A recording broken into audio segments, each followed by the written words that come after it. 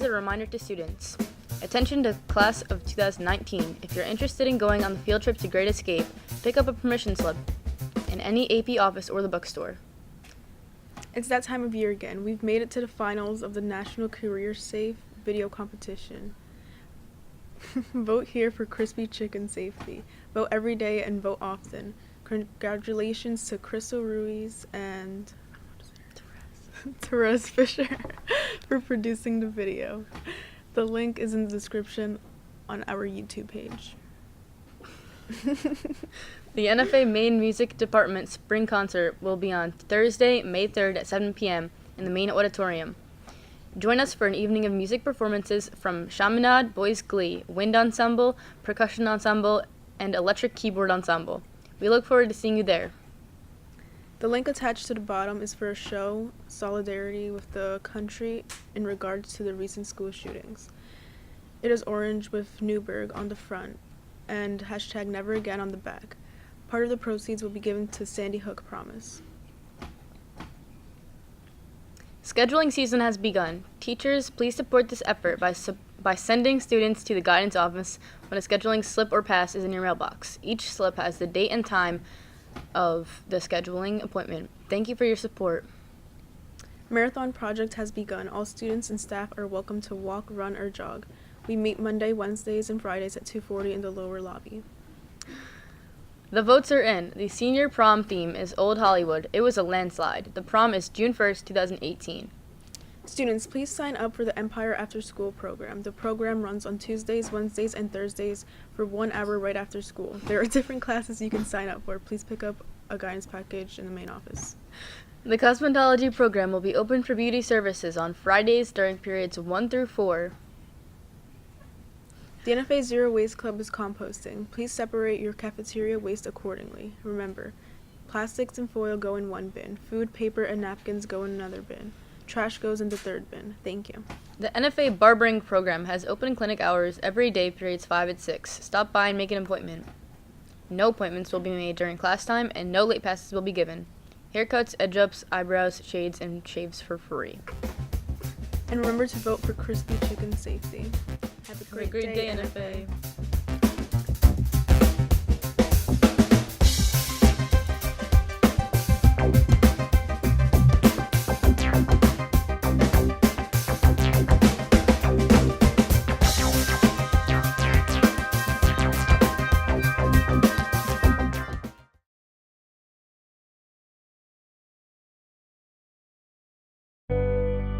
Built in 1931 for the 186th Artillery of the New York Reserve, the armory was decommissioned in 2010 and through intervention by State Senator William Larkin, was offered to the city of Newburgh, with one of the permitted uses being that the facility be used to create recreational opportunities for the residents of the city. At the time of the state offer, the city of Newburgh did not have the resources to renovate, maintain, and operate the facility. Newburgh Armory Unity Center was formed with the leadership of renowned Newburgh philanthropist William Kaplan, who called on the heads of a number of concerned organizations in the area with the goal of making the armory available for all. I grew up playing soccer my whole life. Most of my family has played soccer, and most of my family has come close to becoming professionals. And they haven't, but I want to be the first one to do that in my family. There's a lot of good things about the armory. The fact that they have not just soccer, but a lot of sports in there, like basketball. You could go and learn how to play chess. They provide a lot of things for young kids to start learning. I was invited to play in a team with a kid named Adrian, who's a part of the armory too, on President's Day, and we ended up winning the tournament with no goals conceded. I've competed in 4 tournaments, and I won 3 out of the 4. One was in New Year's, 2 of them were in New Year's, and the other one was President's Day, and one was in Thanksgiving. Yeah, my cousin goes to the armory with my little cousin too. They go, one plays chess and the other one goes in the computer center, and they spend like 2 to 3 hours in the armory there every Saturday. I got involved in the armory 7.5 years ago.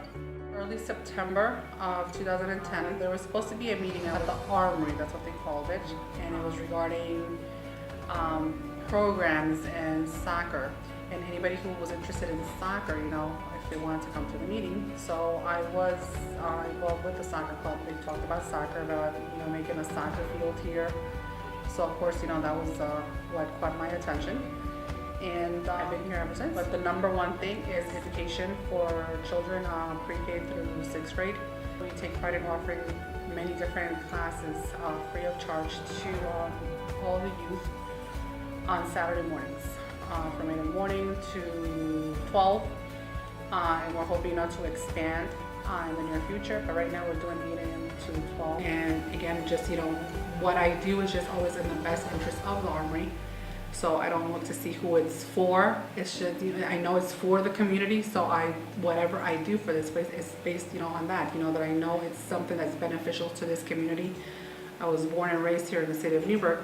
So I do take pride, and I take it very personally because I want this place to succeed and I want this community to keep having this place for many, many years to come so kids can enjoy it for many, many years. So from here in Newburgh, an NFA graduate, and went to Siena College after the fact, graduated in 2007 from NFA. Then I came back and was involved in youth work for about 5 years and working with kind of the person in need of supervision, or PINS youth, and kind of ran into the Armory and all the great things that were going on, and started volunteering, and then was offered a position to be a part of the team. I'm fortunate that a lot of things led to another, and just always trying to be around good people and to be on good teams and learning from leaders and kind of following their example has kind of kept me on a path that I feel like kind of everything I've been involved with, from playing hockey to maybe living in Ecuador, kind of all put me in a position to be in this place now. So currently my role is title is assistant to the chairman of the board, but how I function is I primarily focus on being the primary coordinator for the Saturday morning program, the youth education program. I'm working with the teachers and the curriculum and coordinating the volunteers, and then also doing the grant writing for the Armory, and of course being assistant minister Kaplan. I had some experience with grants before I got here, writing grants, but for the last 2 years here at the Armory, I've been really involved in writing the grants for the Armory, for the kids programs, and also for the building. I think that I've been saying a lot to people lately is that it's yours, especially the kids. We want the children and families of Newburgh to know that the Newburgh Armory Unity Center is for everyone in the city of Newburgh school district, which is New Windsor, Newburgh, Town of Newburgh, and that it's for them, for their personal development, and that we want to know how we can help, and that we should all get together and do great things. I do honestly believe that the Armory could be one of the more unique nonprofits in history, and I think that that's what Mr. Kaplan has created in the situation that he's created, and that the people, the great people of this community have made possible. So where it could go is wherever the people of this community want it to go, which could be anywhere, and anywhere great. So we have a great program registrar. Her name is Deanna Bernal, and she's here during the week and definitely on Saturdays. Our application form is online, and you could find it at newburgharmory.org, and see the class you like, and then get connected with Deanna, whose contact information is on the website as well, and she'll be able to help you out, and we hope that many people do. But yes, all the time I am talking about it because there's so many things happening, and there's so many good people, and there's so many kids to brag about, like the NFA volunteers, that I end up speaking about it a lot. Right now we've done a couple of trips. I mean, I know the soccer team has gone probably to tournaments and stuff. The chess program, here's one trip. We went to Chess Forum in New York City. So a small group of kids went to Chess Forum. And the chess program's gone about 5 or 6 trips. But as a group, we haven't done too many. I know Dr. Bixler, who does a reading program from Mont St. Mary's, they had it's called LEAP, the LEAP Literacy Program. And they went to Mount St. Mary's College to go listen to a guest speaker. So it's not something that's on the forefront of what we do, but we have done special trips, and who knows what comes in the future. No, so we just had that new launch of like our new nursing lab, if you will, and program in the basement. That's taught by the great Linda Romano from NFA North, and on Saturday mornings we have a whole 4 hours worth of nursing classes. But that big launch last week was about all these new nursing resources. Like, it looks like a hospital down there. But the class itself is offered from kids from 1st grade to 6th grade. And there's a ton of people involved. St. Luke's Hospital, like I said, Linda Romano from NFA North, and students from NFA North, and Bon Secours Hospital, Mary's College, Mount St. Mary's College. So a lot of people are being involved in making sure that Newburgh becomes a leading area in terms of like medical instruction. Yeah, throughout my life I've always valued that experience because you get something out of it. When I mentioned before, when I lived in Ecuador, I volunteered at a school, and I got a variety of different things out of it besides learning a language. But volunteered with like youth organizations for sports a lot, and also through my church affiliations throughout my life. But it's something that's always been very important to me, and I think it's helpful for my role now is like just knowing how it feels to be a volunteer, so that when you're managing and working with volunteers, you know how it feels on the other end, and like the things that they want to feel and want to know and want to do. And that the kids are the bosses, the families, the children and the families are the most important thing that we have here at the Armory, and that what they have, sure we make the class and stuff like that, but unless they come, like their commitment to our organization so far has been what really has changed the Armory and made it as big as it is, and that we really value them, and that we would love for them to be advocates to get more families involved. But I just think they're awesome, and I look forward to seeing them every Saturday morning.